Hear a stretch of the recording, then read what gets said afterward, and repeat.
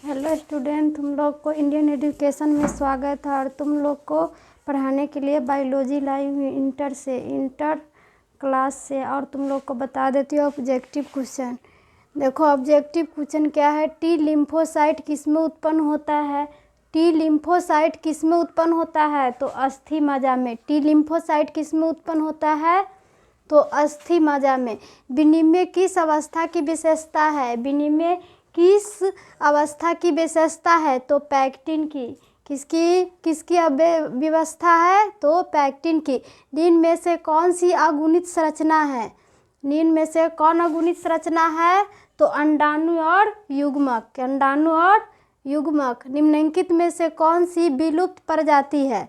निम्नलिखित में कौन विलुप्त प्रजाति है तो निम्फेनिस। क्या होगा निम्फेनिस।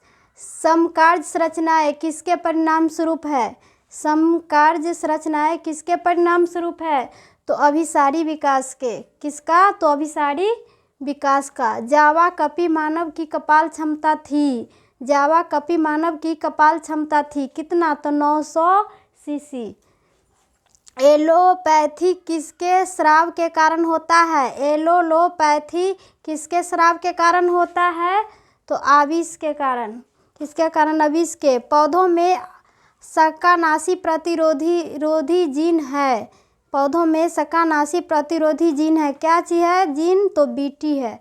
सुनहरा धान ऐसा चावल है जो समृद्ध है। सुनहरा धान ऐसा चावल जो क्या है समृद्ध है तो क्या होगा बीटा कैरोटीन में। किस में होगा तो बीटा कैरोटीन में सुनहरा धान होगा।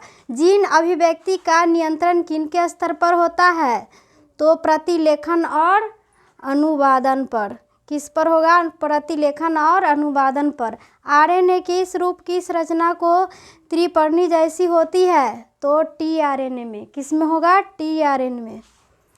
अब केंद्रक प्रतिरोपण तकनीक की खोज किनके द्वारा की गई थी तो ब्रिगस में। डीएनए तथा आरएनए समान है। किस में तो न्यूक्लियोटाइड के बहुलक होने के नाते। किसके नाते तो न्यूक्लियोटाइड के बहुलक होने के नाते। प्रथम स्तनपायी किस युग में दिखाई दिया। प्रथम स्तनपायी किस युग में दिखाई दिया तो त्रिएसिक में। किस में तो त्रिएसिक में। ऑटोसोमल प्राथमिक नॉन डिसंजेशन के कारण होने वाला रोग है। होने वाला रोग क्या है तो डाउन सिंड्रोम। कौन रोग हुआ तो डाउन सिंड्रोम। द्विसंकरण परीक्षार्थ संकरण अनुपात क्या है तो 1:1:1। पानी में ई कोलाई की उच्च मात्रा संकेत है। पानी में ई कोलाई की मात्रा क्या है संकेत है तो क्या होगा वाहित मलजय प्रदूषक के कारण। किसके कारण तो वाहित मलजय प्रदूषक के कारण। फोटोकेमिकल स्मॉग में कौन हमेशा उपस्थित रहता है तो O3 कि क्या रहता है फोटोमोकी स्मॉगल में कौन हमेशा उपस्थित रहता है तो O3 किसको कहते हैं तो ओजोन को। ओजोन रहता है। सैनिटरी लैंडफिल को किनके विकल्प के रूप में अपनाया गया था तो खुला जलता हुआ ढेर के रूप में।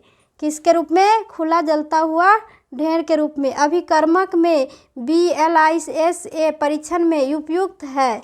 क्या उपयुक्त है तो पेरॉक्सीडेज। क्या होगा पेरॉक्सीडेज। एक ट्यूमर उत्प्रेरक प्लाज्मिड जिसका व्यापक रूप से परजीवी पौधों के उत्पादन में उपयुक्त किया जाता है वह है क्या होगा तो एग्रोबैक्टीरियम और ट्यूमीफेसियस। क्या होगा एग्रोबैक्टीरियम और ट्यूमीफेसियस। क्या होगा तो एग्रोबेमियस ट्यूमीफेसियस।